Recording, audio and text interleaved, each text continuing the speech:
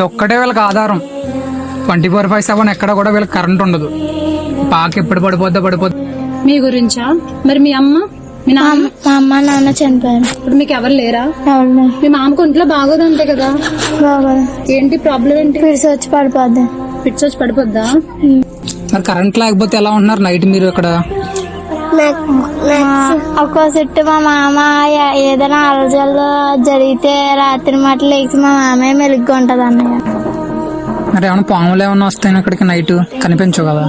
కనిపించవు అన్నయ్య, కానీ అలాగే పడుకుని పోతాం అన్నయ్య.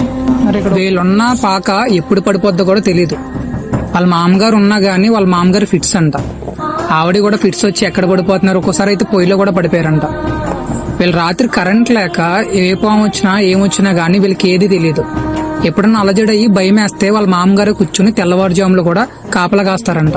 అంతా ఒకటైనా గానీ ఈ పాక ఎప్పుడైనా పడిపోతే ఈ పిల్లలు ఈ పాక కిందే ఉండిపోతారు. మొత్తం చేతుల నిండా దోమలు కూడేసినాయి. రాముడు కూడా వారధిని ఒక్కడే నిర్మించలేదు. వానరసేన మొత్తం సహాయం చేసింది. ఉడతలు కూడా ముందుకొచ్చి సహాయం చేసే కదా, దాన్ని ఉడత సహాయం అంటారు. అంటే ఎంతో కొంత మనం సహాయపడగలిగితే ఎలాంటి వాళ్ళ బ్రతుకులు కొంచెమన్నా మారుతాయి. ఒక్కరైతే ఏమీ చేయలేకపోవచ్చు, కానీ అందరం కలిస్తే ఏమైనా చేయవచ్చు.